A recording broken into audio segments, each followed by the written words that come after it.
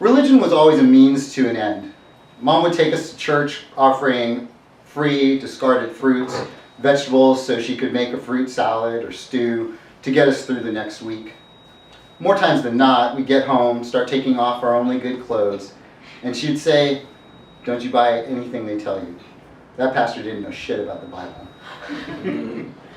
We were every denomination at least once. I didn't really want religion or church or Jesus until I was told I couldn't have it. That's why Bob ran his hands through his hair. He tried to shake out the words. That's why I have to ask you not to come back to the college group. Every girl, and I'm sure a couple of guys besides me, had a crush on Bob. That's the curse of being the youth pastor. He's everything you think you want because you don't really know what you want. I had brought a strawberry pie from the restaurant I worked at. Bob said how thoughtful I was. He loved strawberry pie. He was glad I could come over for dinner. Okay, I said. What else could I say? I'm almost aged out anyways. I'm going to be 25 next year. But Bob cut me off before I could follow up. JD, you can't not just come back to the youth group. You can't come back to Grace. He didn't say the church. He said its name. You can't come back to Grace. Is this what breaking up felt like? Was I breaking up with Jesus? Bob looked a bit the part. Surfer long, sun-kissed hair, olive skin. He's Italian. Pained eyes. One comfort. He hated this as much as I did. Or at least I think he did. The Air Force. Grace. Another church the next year. The most famous gay man on the planet was Matthew Shepard, who died strapped to a fence, alone and beaten. They said we were broken, pointed to all the suicides, AIDS, the murdered boy. Gay men live risky lives because they don't care about living, they'd say. He had followed two men who offered him a chance to not be alone, a chance to hold something beside himself.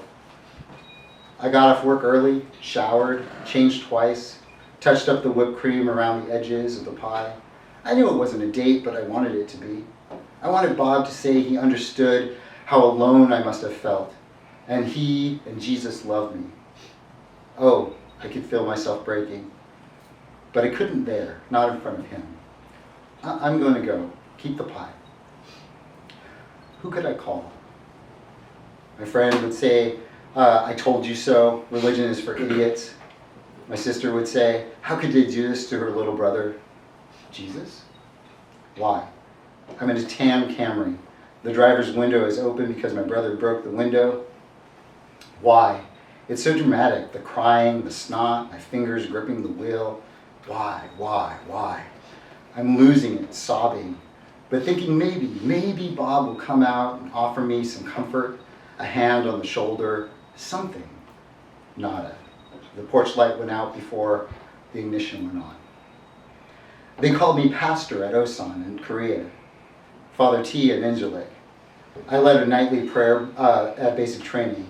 When I came out to Chaplain Reyes, he gave me a tape of Dennis Jernigan, a Christian worship leader who turned from a life of homosexuality to get married and have a dozen kids. Said, "You're good, Isip. You don't have to let this thing ruin your life." I understand Dennis Jernigan would want to convert. It's a means to an end. It gets you through. But if you manage to live past it, if the military discharge, the date nights with pastors, and the suicide attempts, and the months of rehab all don't stick, I think you'll hear Jesus say, "You're good. You don't have to let this thing ruin your life." Most of these people don't know shit about me.